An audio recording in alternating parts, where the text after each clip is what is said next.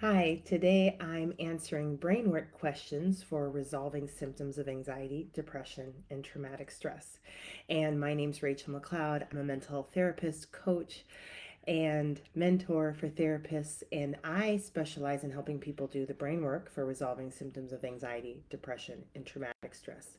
The brain has a very beautiful process for resolving symptoms. It's very good at this, and but sometimes it gets stuck. And so, really, I specialize in helping people work with the part of the brain that will get all of that unstuck and really resolve their symptoms of anxiety, depression, and traumatic stress very quickly, very beautifully. And really create internal alignment, um, internal self leadership, really restore the relationship between the self and the different parts of our mind body system, and really work cohesively and synergistically together. So I love this process. It's wonderful. It's very, very simple. I've got teenagers that can do this process. I've got people in their 70s that can do this process. And it's really, really wonderful to hand back over the gift of healthy brain function to somebody and then teach them how to support their brain to do this work whenever they need it. And just because brains need support, it's part of how they're designed. And so, and when we can support the specific part of the brain that causes these issues and that will finally allow healing to happen instead of creating more and more symptoms, then all of a sudden it's really transformational and people get pretty excited about healing and overcoming their anxiety, depression, and or post-traumatic stress. And so what I've got going on today is that why I'm answering questions is because on my YouTube channel, I've had a couple of questions by two of my audience members. These people are people that have been following me for a bit, and they've taken my free course, Interventions for Inner World Transformation. And so they've been using the interventions, they've been getting results, and now they have questions. And so I'm taking this time. I love to answer questions. I love it when people are diving in and digging into their inner world and getting results, and they're like, what next? And all the things. These people, I do have an 8-week program that is designed to walk people through my process for overcoming anxiety, depression, traumatic stress disorders, creating health and wellness, reaching goals, transforming the way we show up in life and in relationships. Like um, this one brain process does all of that. And so I really work that process. And so I help people walk through the process of whatever they want to accomplish. So some people want to accomplish resolving their anxiety disorder. That's what we're doing in there. And some people want to change their relationship with their children. That's what we're doing in this one program. So it's designed to provide the structure, but you and your brain really put in what you want to accomplish, and then into the structure, and then the exercises are right there. um, so they're not doing that. They're not doing my program yet.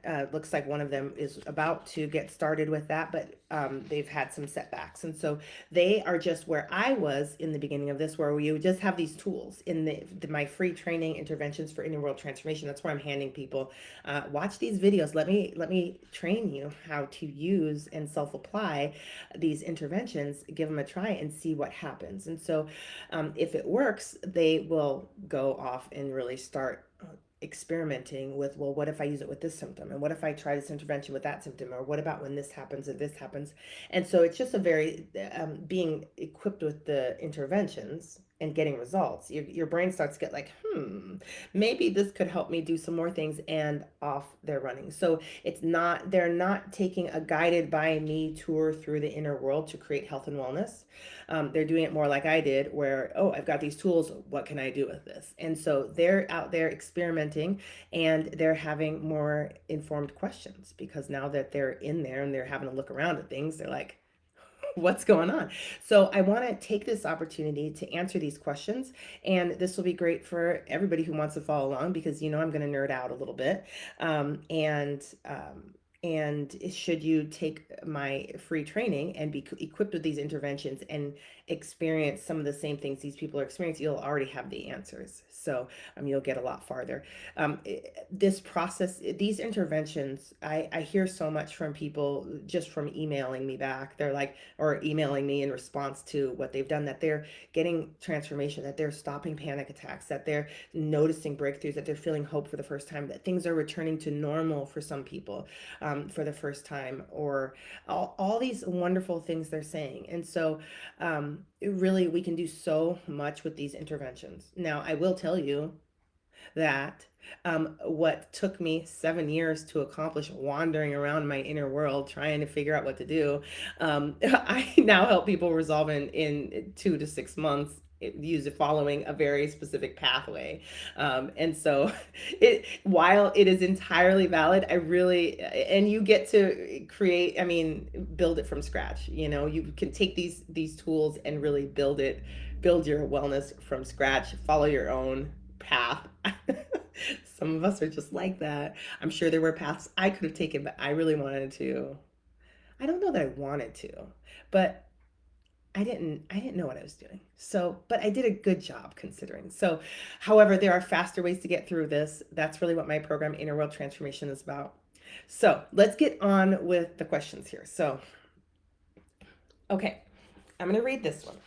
And this one is from Sarah Town, 6624. Um, she says this. Her question is this, and I'm going to read it. She has another. She posted. I replied to her. I'm like, yeah, I'm going to answer. Good question. I'm going to talk about this today.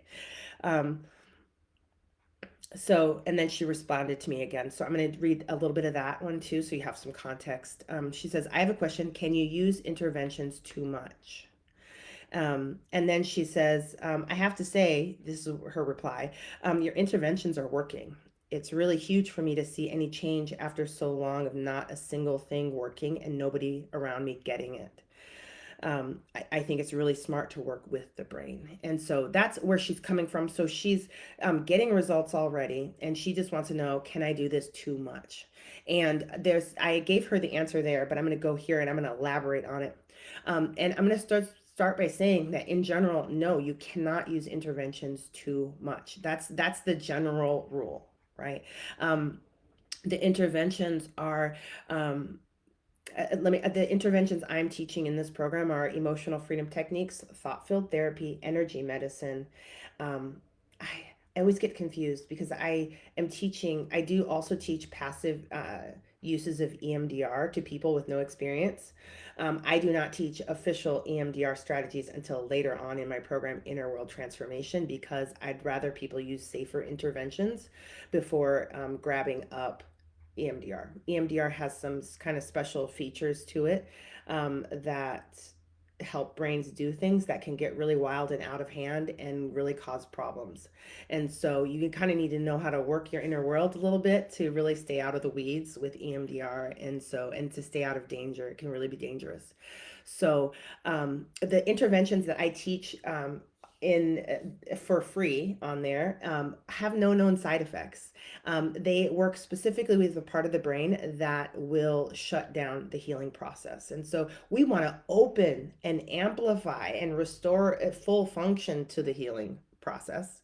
And so we are going to talk with that brain to get it to open. And so we want to talk with it in the way it's listening to, which is the body. And so we'll use these body strategies to get the healing process open while symptoms are flowing through, right? While symptoms are, we want to take all that energy that is symptoms and get it actually moved to the other parts of the brain that can heal, resolve, understand, and really transform those into health and wellness. That's their whole job. And we want them on the case. So we got to get them on the case. And that means we got to get them past the survival system in your brain. And that's the gatekeeper, right? So we need that gate open. So these interventions really work there. And so these ones are they help the brain do a lot of the pain processing. So they will transform something very painful into something that your system can tolerate and allow to go through the healing process, right? Too much pain gets pushed out of the healing process. Lower levels of pain can make it through. So we want to help the brain process some of that pain. And so, emotional freedom techniques, thought field therapy, and energy medicine, and some passive uses of EMDR are really good for that. And so they get right to work. So with those ones, I would say no. I have never seen it. I've never seen someone do too much tapping. I've never seen someone do too much um, energy medicine. I've never seen it. And especially when people have complex PTSD, really complex disorders of anxiety or depression, we really need to work that part of the brain really a lot. It's got a lot to let through the healing process. There's a lot of backed up pain and stuff that hasn't been resolved yet. And so we want, the sooner we get that resolved, the faster your brain can make health and wellness. And remember, this part of your brain is neurotic and electrical, and it's designed to do this work all day long. So you can't keep up with this part. You get this stuff processed, it's like, give me more, give me more, give me more. And so I don't, if people, I have people in my intensive program, I have them spend 2 hours a day of intervention use. And that's can be 5 minutes here, 10 minutes there, an hour here, whatever they want to break it down into, a minute all day long. It doesn't matter. I try to get them at least 2 hours of specific and targeted brain work every day because we're trying to get this problem resolved as soon as possible so they can get back on with their life and all the things that they want to do. And so, um, and guess what? The truth is, they could go 8 hours of just helping their brain with this, and their brain would love it. Now, your life probably wouldn't support that. You don't have time for that, and your hands and your, all this. You would get tired.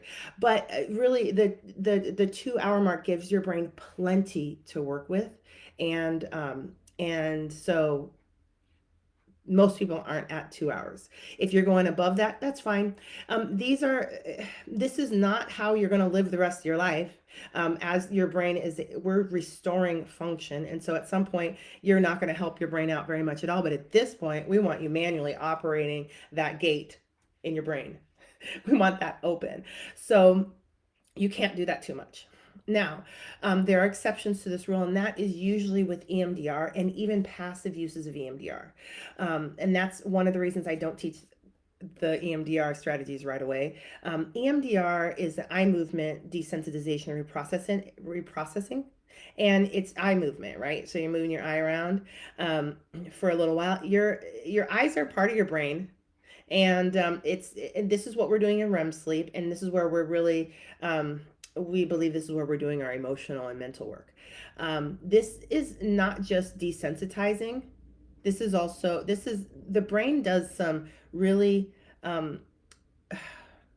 it's EMDR is like having a car and you do EMDR, it's like your brain gets into the driver's seat, you get in the back seat, and it's going to take you wherever it wants to take you. There's like a travel exploration feature along with eye movements and including any bilateral stimulation. So we do this stuff long enough and your brain will have driven you into places you might not be ready for, into the ditch, over here, over the mountain, places you get stuck, and it's not cute. It can really be dangerous.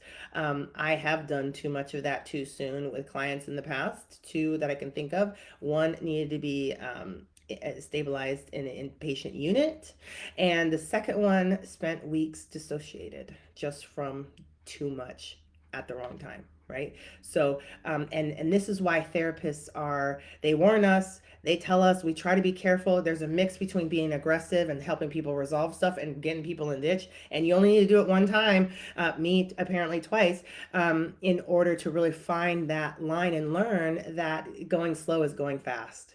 Finding the right speed for the brain to heal is it's fast enough. It's so fast. I mean, imagine you have decades of a disorder and all of a sudden you take a nice, even, a gentle pace, and in 2 months that thing is transformed, probably halved for many people, or for people with more simple issues, really resolved. And so there's no need to speed through. It can cause injuries to speed through that cause setbacks and make this process drag out even longer, because that 6 weeks of time that client spent dissociated and really not able to tolerate anything way outside of her window of tolerance, was time we could have been using growing and healing.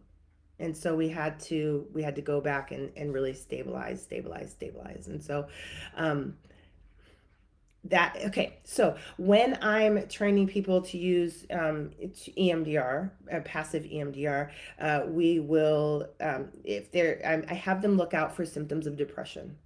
So if you have more symptoms of depression, there's a sign there's a lot of pain active and trying to get processed, and there's we need to slow down. We need to get this stuff processed first, not grab more things out and throw it on the pile too, which is what EMDR can do. The other interventions don't seem to do that. They seem to be really helpful on, oh, we've got stuff on the conveyor belt that needs to get through. Let's just get it through. It's not a let me go pull more things off the shelf like EMDR can tend to be. So hold on a second here. Okay, so that's that question. Okay, I've got one more. Um, Tayluna, yes, Tayluna. Um, she writes, I'm wondering if you can possibly talk on self trust and what happens when you're doing this work, but along the way you have constant questioning. Am I doing this right? I'm trying really hard not to get discouraged when I feel moments of intense regression, especially when I have had weeks of great momentum using these interventions. Okay, this is a factor here. That this is why people really like taking a guided path through, because there's less confusion and self-doubt. There's nothing wrong with confusion and self-doubt. That's really what I would really have you using your intervention with. Oh my gosh, I feel so much self-doubt and confusion. They are tapping directly and you're targeting the self-doubt and the confusion. um, that will help your brain really work through that and then really create more clarity for you. Oh, we're confused on these issues. Let's go get clarity. You want to send the brain on those kinds of missions. And so by targeting confusion and self-doubt, you're getting the brain to do that. If you can target the self-doubt with the intervention use, your brain will be like, oh, and now it's realizing with the higher functioning parts, oh, we're doubting some things. Okay, there's these things. Oh, we know where those are. Let's go get them and get some more clarity. Right? And so your brain needs to be in response to your self doubt and your confusion and your these issues like, am I doing it right? So they will fix that for you if you can get them on that. So that's one of the things I want to say. Two, am I doing this right? With this work, with processing and tapping, you have to really work hard to get it wrong. I have seen people tap not on the places. I have seen people do half of the interventions. I have seen people do the interventions backwards. Um, I have seen people leave massive chunks of the intervention out and they're healing. So me with my OCD in the beginning, I'm like, you need to do it right. No, they don't. It was constantly challenged. You do not need to do this right. Also, I took some computer programming classes. I gave that up because I was so frustrated, because if you lose a comma, the entire system crap. What you were trying to create never happens. I can't live like that. Computers are not intelligent enough for me. With brains, however, you can get pretty close, and that brain is like, oh, I know what you're talking about. Oh, yeah, I got a program for that. Or, oh, you need a new program? Let me go make that. So as you learn that through working with your brain, you're going to build a lot of self-trust. You're going to learn a lot. You're going to earn. No, you're going to. You're going to create a lot of trust in what your brain can do for you, how it's responding to you, how it's responsive to you, and what it does with these self-doubts, and how it will make beautiful things for you, that you will slowly but surely really take more risks. You're really like, you're working with a dog and you throw the ball and they love it and they bring it back and you're having a good time and you're like, let me see if I can throw it farther. And they're just having a blast, and you really are learning about that dog, and you guys are just growing together. The health of the dog is growing, the ability of the dog's growing, your arms getting better, throwing it out there. Same thing with your brain, is that that's why I have people start really small projects. It's because if you're winning and succeeding with little ones, your brain is like, I wonder if we could do more. And so then it'll do more, and then pretty soon you're ready for some pretty complex projects. There we go. That's the word. And so there's that. So you really cannot get that wrong, right? The only thing you can get wrong is when you are overdoing it. But as you work in small projects, you really see where overdoing it is. And when you get to an overdo it place, if you're using your interventions, your system will catch up with you very soon. And so you just learn, okay, wait, I think I overdid it. Let me take a moment and get this processed because it's a big, I bit off a little more than I can chew here, and off you're going. But if you're starting smaller, the risk of that is less because you're not just wandering around bumping into things that you weren't really prepared for. That's also in my program why I put things in the order that I put them in. We're building on in complexity and ability. And if somebody gets up here, well, we just start back at the beginning or back up one step and see if we can get it processed from here. And so it really gives people a lot of structure and safety, and they're not accidentally taking on too big of projects. If you take on too big of a project, sit down and use your interventions 5, 10 minutes, 20 minutes, see if you can create that space to regulate and process, and you should be in a better space very quickly. So okay, I want to talk last about she's trying hard not to get. I love this one. Okay, I just had a conversation with a client today about this. I'm trying really hard not to get discouraged when I feel moments of intense regression, especially when I've had weeks of great momentum using these interventions. Okay, here's the other side of that is that these are not, they're not regressions. Uh, that's not what's happening here. What you're noticing is that there is a ton of pain flooding your system, or maybe flashbacks, maybe you're getting dysregulated, maybe you're feeling disoriented, confused more.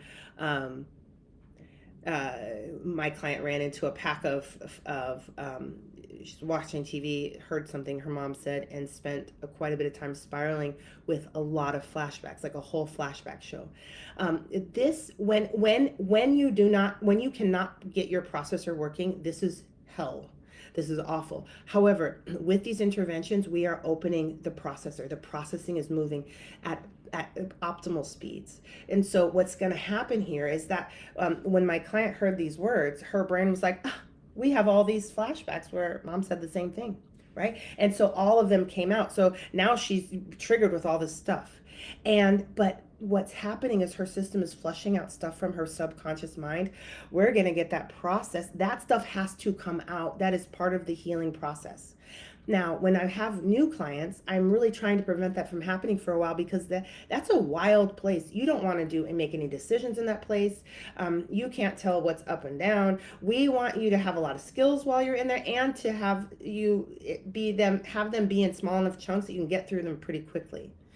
And so while you're here, I would encourage you to, one, know that this is a healing process. This is like detoxification, right? It's all fun and games with detox, but once the toxins start coming out and they're active in your system, you're feeling sick. You're feeling like you have the flu, your muscles ache, all these bad things, and finally, as your system gets them eliminated, you're feeling amazing. Your health has been increased. This is the same process we're doing with the mind, but you really do need to be ready for it. You need to be skilled and practiced, and so but for you, since you're doing this on your own at the moment, I know you shared in here she's starting my program soon. When you get to these places, this is not a regression. This is detoxification, and slow down. Heavy with the intervention use. Get your processing all this stuff. When this is type of flashback storm, flooding, and things like this is happening, we want to really increase processing. We want your processor to grab this whole mess and get it processed. This stuff is not working well. This is not health and wellness. Your brain needs to be able to go through all of it, figure it out, and make it right. And that's its entire job. And it's a bigger chunk of work than what we're working on with the little bitty things. And so you will notice that if you can increase your intervention use, if you can get it around that 2 hour a day mark, I encourage my clients like a round of 10 collarbone breathes as quickly as you can get to them. Sometimes it takes a whole day. Sometimes you can take a moment in your day and just hit them. you will notice that your brain will really take this distress time and turn it into insight, wisdom, new perspectives, new skills, deeper regulation, more confidence in probably about 3 days. So it's not that you will be in this state of distress for 3 days. It really is this moment, but maybe a day, maybe a day and a half, and then you should start to see the stuff really coming on. If that's not happening, there's something going on with your processor, and you probably need more support, and more advanced strategies. And that's and so that you might want to get a professional on board with that, or dive into my program and get going with some more support. You want in this work to support yourself effectively. And that interventions for a lot of people is as much support as they need. Some people need to be supported with interventions in a program. Some people need to have interventions, a program, and a professional. Some people just want a professional and some interventions. I would not do any of this work without your process, without the ability to manually support and operate your the gatekeeper, the survival system. Too much pain can get on the system and really slow down your healing process. This too much pain can become active in your system, right? We do want you to detoxify, but we don't want it to kill you, and we don't want to knock you out. And with this work, less pain equals more gain. And so there's a way to do this that is safe and can really be fun, and wonderful. So that's what I have to say on that note. Those are the two questions I was asked, and thank you for asking them. Wonderful questions. I'm so happy for you guys in your work, and thank you guys for joining me. Take care. Bye.